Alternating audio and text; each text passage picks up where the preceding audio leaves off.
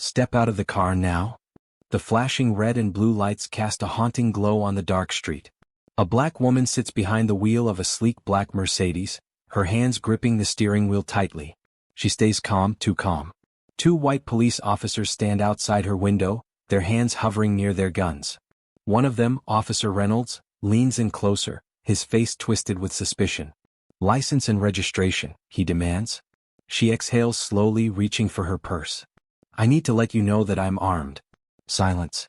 A tense, heavy silence. The second officer, Carter, stiffens. "Step out of the car. Hands where we can see them." The woman, still composed, lifts her hands in the air. "Officer, is there a problem?" Reynolds narrows his eyes. "Expired tags. And now you're telling me you have a gun? That's a problem." She frowns. "I have a concealed carry permit." "Not here, you don't."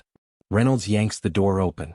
The woman barely has time to react before she's being pulled from the car, her expensive heels scraping against the pavement.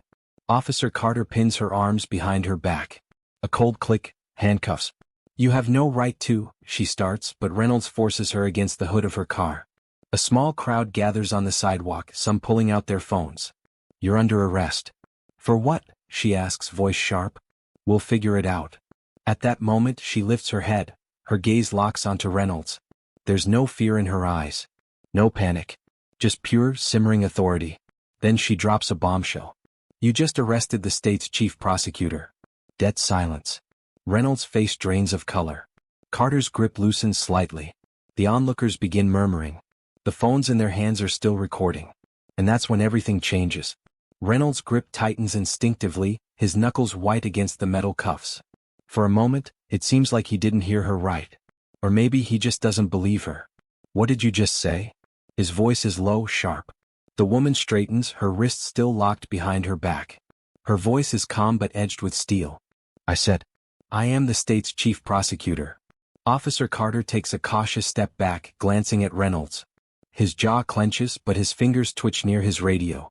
The crowd has grown larger now, the flashing police lights reflecting off dozens of camera lenses. The energy shifts. This isn't just another traffic stop. This is a moment.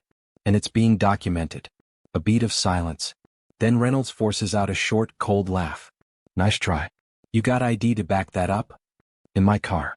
Where you told me not to reach." That shuts him up for a second. He shifts uncomfortably. The weight of the situation is pressing in, but he isn't ready to back down. He can't back down. Not with all these eyes on him. "We'll confirm that down at the station," he mutters, gripping her arm as if that would somehow undo what's already been done. Then, a voice from the crowd. "Yo, that's her. That's the Dia." Reynolds' head snaps toward the sound. A young black man in a hoodie is holding up his phone, live streaming. "Bro, that's the chief prosecutor. Y'all just arrested the most powerful lawyer in the state." Murmurs ripple through the crowd. The words spread like wildfire. The state's chief prosecutor. The top attorney in the justice system. The one who holds power over the very laws these officers are sworn to enforce. The shift is instantaneous. Carter's face goes pale. He lets go of her arm like it burned him. Reynolds, however, is still clenching his jaw, still trying to salvage control. "That doesn't mean anything," he barks. "She resisted arrest." Resisted. The woman's voice cuts like a blade. The cameras say otherwise. She looks straight at the dozens of people filming. There's no escape from this now. Every second of this is being recorded, uploaded, shared. Reynolds knows it. Carter knows it. And then, the radio crackles. "Unit 45, what's your status?" Reynolds hesitates, glancing down at the radio clip to his vest. His mind races. What the hell does he say? That they just cuffed one of the most powerful legal figures in the state? That they're being watched by the world? Before he can decide, the woman speaks again. "I suggest you answer that." She's not afraid. Not anymore. She's in control now. Reynolds swallows hard. He presses the radio to his lips. "We have a situation." A murmur moves through the crowd like a rolling wave. They know this is bigger than just another wrongful arrest. Some people begin texting. Others are already calling news stations. This moment won't just be viral, it's about to explode. The young man with the hoodie steps closer. "Hey lady, you want us to call somebody for you?" The woman gives a slow, measured nod. "Yes. Call the governor's office." The air shifts again. Reynolds' mouth parts slightly. He wasn't expecting that. The governor? Now it's real. This isn't a misunderstanding. This isn't just a routine arrest gone wrong. This is career-ending. The woman doesn't look at him anymore. She looks at Carter instead, studying his face, the way his eyes dart to the cameras, the panic rising in his chest. She watches his fear. And then she speaks again, but not to them. "Gentlemen," she says, turning slightly toward the crowd, "these officers just made the biggest mistake of their careers." Reynolds knows it too. But it's too late. For the first time tonight, Reynolds feels something he hasn't felt in years. Fear. Not the fear of violence. Not the fear of a suspect pulling a weapon. No, this is different. This is the fear of consequences. The kind that don't go away with a slap on the wrist. The kind that can end careers. His hand hovers near his radio, but he hesitates. How the hell is he supposed to report this? Carter, still rattled, shifts nervously. He clears his throat, his voice barely above a whisper. "Reynolds, we should let her go." Reynolds whips his head around. "What?" Carter swallows hard. His eyes dart toward the crowd, toward the growing audience. More people have gathered now, their faces illuminated by the glow of their phones. Some are live streaming. Others are already calling news stations. Reynolds knows what this means. This won't just be a viral clip. This is going to explode. Still, his pride won't let him fold. "No. We take her in. Sort it out at the station." The woman exhales sharply, a dry chuckle escaping her lips. "Sort it out." She tilts her head, eyes piercing straight through him. "You mean try to cover it up?" Reynolds stiffens. "That's not." "You don't get it, do you?" She cuts in, her voice controlled but dangerous. "This? Right here? You lost the moment you put those cuffs on me. Every second that passes is another nail in your coffin." The words land like a hammer. Carter's eyes flick between Reynolds and the woman, uncertainty spreading across his face. The wheels are turning in his head. And then, something shifts. He lets out a long breath, almost like he's surrendering to the inevitable. "Reynolds, we need to cut our losses. Now." Reynolds clenches his jaw so tight his teeth feel like they'll shatter. "Are you serious?" "Dead serious." Carter steps back. His hands are raised slightly, like he's physically distancing himself from the mess Reynolds just created. For the first time, Reynolds really looks around. The cameras. The faces in the crowd. The people already typing, sharing, exposing. This isn't a situation anymore. This is a scandal. The woman watches him carefully. Tick-tock, officer. The weight of the moment presses down on him, suffocating.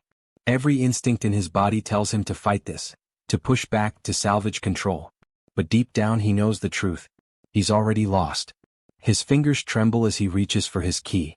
With a sharp click, the cuffs pop open. The woman doesn't move. She doesn't rub her wrists, doesn't react at all. Instead she smiles. A slow, knowing smile. The kind that says, "I just won." The crowd erupts.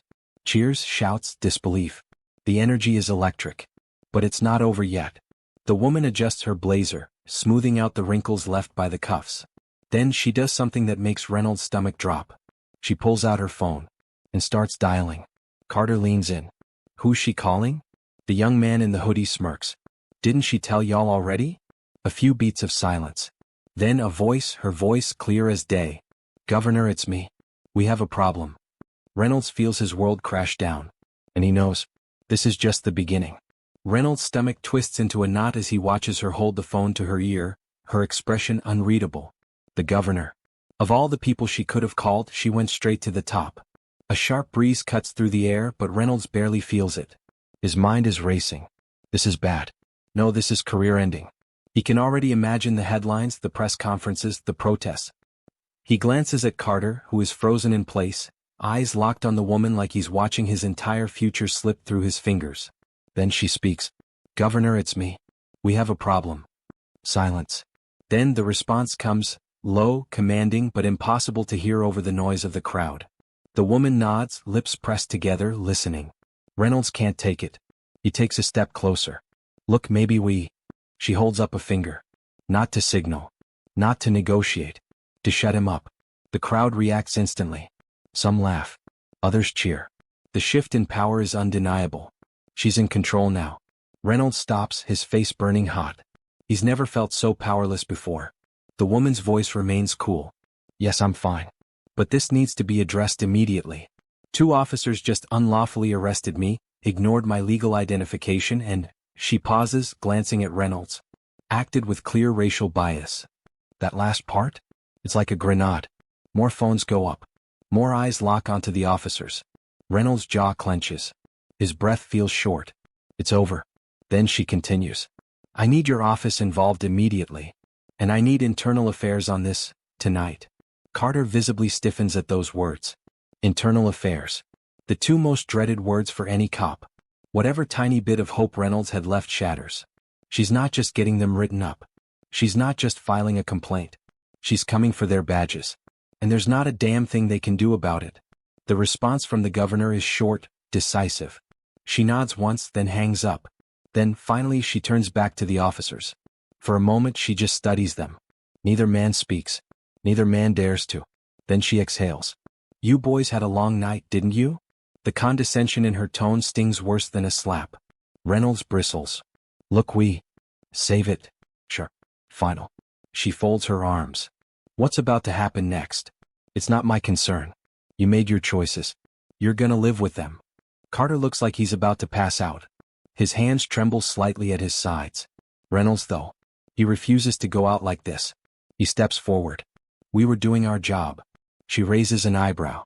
Your job. He swallows. The cameras are still rolling. The crowd is still watching. The energy is dangerous now. She leans in slightly. Your job was to protect and serve. Instead, you profiled, you assumed, and you abused your power. And now. She tilts her head. Now you're the ones in trouble. The words land like a hammer. Carter looks at Reynolds. Man, we need to leave. Reynolds' fingers curl into fists. His whole body is screaming at him to push back, to argue, to regain some sort of control. But he knows. There's no coming back from this. Then a new sound, sirens. But this time? They aren't coming for her. They're coming for them. The sirens wail louder, cutting through the thick tension hanging in the air. Reynolds stiffens, his mind screaming at him to do something, anything, to salvage what little power he has left. But there's nothing. No escape. No way to undo what's already set in motion. The crowd knows it. And worse? So does he. Carter looks like he's on the verge of collapse. He's sweating, his breath shallow. Reynolds, what do we do? But Reynolds doesn't have an answer. The flashing blue lights grow closer. The sound of approaching engines fills the street. Then, a third police car pulls up. The moment it stops, the doors swing open and out step three men in black suits. Internal affairs. The entire crowd reacts. Some gasp. Others murmur in disbelief. Reynolds stops breathing. He watches, frozen as the lead agent, a tall black man in his 50s, sharp suit, cold eyes, steps forward. His badge glints under the streetlights. Special Investigator Markham. And right behind him? A woman in uniform. Not just any uniform. The police commissioner. And she does not look happy. Reynolds feels his throat tighten. This isn't just bad. This is catastrophic. The woman, the chief prosecutor, doesn't even flinch. She folds her arms, her eyes locked on Reynolds as if she's enjoying watching his world collapse. Markham stops a few feet away. He doesn't ask what happened. He doesn't demand an explanation. He already knows. Officers Reynolds and Carter. His voice is calm, controlled, but heavy with authority. Step forward. Carter visibly shakes as he moves. Reynolds hesitates for a split second before doing the same. Markham glances at the chief prosecutor. Ma'am, are you all right? She nods once. I'm fine. But they need to be dealt with. Markham turns back to them, his expression unreadable. We have a problem. The weight of those words crushes Reynolds. The police commissioner steps up now. She's an older woman, tough as nails, and she looks at them like she's deciding whether to fire them on the spot. Officers, she says, her tone ice cold. As of this moment, you are both suspended pending an internal investigation. The words hit like a sledgehammer. What? Reynolds blurts out. You can't. Markham cuts him off. You're done talking, Reynolds. Carter looks like he might pass out. The crowd erupts into cheers. Phones shoot up in the air, capturing every second. This moment? It's history. Reynolds can feel his world collapsing in real time. The weight of his badge, once a symbol of authority, now feels like a ticking time bomb strapped to his chest. This is over. The chief prosecutor steps closer. Not too close, just enough that only he and Carter can hear what she says next. You thought you had power over me. But the truth is. She smirks, voice low. You never had power at all. Reynolds feels his face burn with humiliation. But there's nothing he can do. Markham signals to another officer. Take their badges and weapons. Reynolds grits his teeth so hard his jaw aches. But he knows resisting will only make this worse. Slowly he removes his badge, the weight of it unbearable, and hands it over. Carter does the same, his hands trembling. Markham nods. Get them out of here. Two officers step forward, guiding them toward the squad car. The same car that, just moments ago, they thought they'd be taking her in. Now, it's their ride. The irony is suffocating. As they're escorted past the crowd, the people cheer. Phones are still rolling. News stations are already reporting. And the chief prosecutor? She just watches. Silent. Powerful. As they drive away, Reynolds finally understands. His career is over. And the entire world just watched it happen. The ride back to the precinct is suffocating. Reynolds stares out the window, his mind racing. His heart pounds against his ribs, but there's no adrenaline left, just a cold, creeping dread. Carter sits beside him, silent. His face is pale, his fingers twitching slightly against his lap. He looks like he's barely holding it together. Neither man speaks. Because what is there to say? They lost. Everything. The squad car pulls into the station, rolling past reporters already waiting outside. Bright camera flashes pierce the dark. Journalists shout questions over one another, microphones pressing against the glass. Officer Reynolds, do you regret your actions? Did you know she was the chief prosecutor? Was this racially motivated? Reynolds grips his seat so hard his knuckles turn white. The humiliation is unbearable. The car stops. The doors swing open. Markham is waiting. He doesn't say a word, just gestures for them to step out. Carter stumbles slightly as he moves. Reynolds keeps his head down, jaw tight, refusing to give the cameras any more than they already have. They're led through the back entrance, avoiding the main lobby where even more press waits. They walk down the hallway in silence. Then a door. Markham pushes it open, stepping inside. The two officers follow. The room is cold, sterile. No windows. Just a long metal table and a single overhead light. Internal affairs interrogation rooms always feel like graves. Markham motions to the chairs. Sit. Reynolds and Carter obey. The door clicks shut behind them. Then Markham speaks. Do either of you have any idea how bad this is? His voice is calm, too calm. The kind of calm that only comes from absolute control. Neither officer answers. Markham exhales, shaking his head. The governor called the mayor. The mayor called the commissioner. The commissioner called me. He leans forward, hands clasped together. Do you understand what that means? Silence. Then Carter breaks. His voice is shaky, barely above a whisper. We messed up. Markham scoffs. Messed up. He leans forward, his eyes sharp. You two just triggered a political firestorm. This isn't just about your jobs. This is about lawsuits, protests, national attention. You didn't just mess up, you made yourselves the face of everything wrong with this department. Carter wilts. Reynolds, however, snaps. We were doing our damn job. His voice is sharp, defensive, desperate. She had expired tags. She said she had a gun. We had every right to detain her. Markham just stares at him. Then he laughs. A cold, humorless laugh. Do you hear yourself? He shakes his head, leaning back. She had a legal permit. She was following the law. And yet, instead of treating her like any other citizen, you escalated. You didn't ask questions. You assumed guilt. He pauses. Why? Reynolds' lips press into a thin line. He knows why. But saying it out loud? That would mean admitting it. And he refuses. Markham studies him for a long moment, then exhales. You're done, Reynolds. The words land like a bullet. Reynolds' stomach drops. Wait. No, you wait. Markham leans forward, his voice low, final. You're fired. Effective immediately. The room spins. Reynolds' breath catches in his throat. No badge. No pension. No career. Carter grips the edge of the table, trembling. He looks up at Markham, his voice cracking. What about me? Markham sighs. You're on unpaid suspension. Internal Affairs will review your role in this. If we find that you were just following Reynolds' lead, you might get to keep your job. But it doesn't look good, Carter. Carter nods shakily, too overwhelmed to argue. Reynolds, however, refuses to accept it. This isn't fair.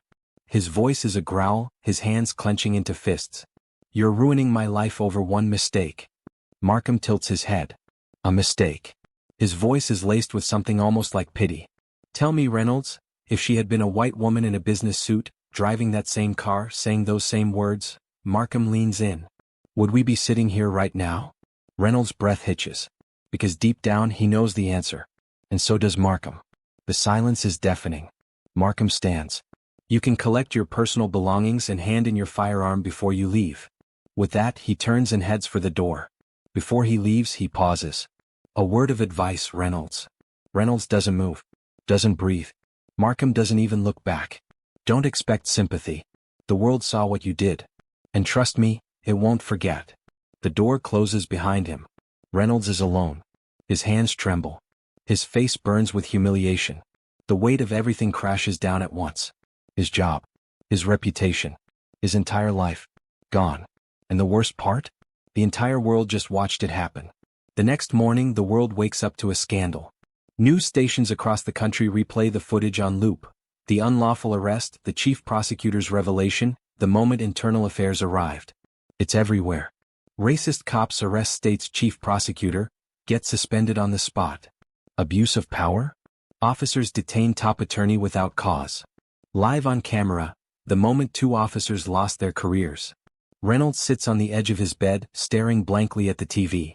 The news anchor's voice drones on, dissecting his downfall like it's entertainment. Because now, it is. The video has gone viral. Millions of views. Trending on Twitter, Facebook, Instagram. Reynolds used to be a cop. Now, he's a national disgrace. A loud knock snaps him out of his daze. He drags himself to the door, opens it. It's Carter. His face is pale, his eyes bloodshot. He looks like he hasn't slept. For a moment, neither man speaks. Then Carter laughs. A dry, hollow sound. "Man, we're screwed." Reynolds doesn't answer. Carter steps inside, running a hand through his hair. "They're still investigating me. My lawyer says it could go either way. But you?" He shakes his head. "You're done, bro." Reynolds knows that. But hearing it out loud? It hurts. He sinks into a chair, staring at the floor. "What the hell happened, Carter?" His voice is barely above a whisper. Carter exhales, shaking his head. "We thought we were in control. Turns out, we never were." Reynolds' fingers curl into fists. "I was doing my job." Carter looks at him, eyes tired. "Were you?" Silence. Reynolds hates the doubt creeping into his own mind. But it's there. And it's loud. Carter sighs. "You see the protests?" Reynolds flinches.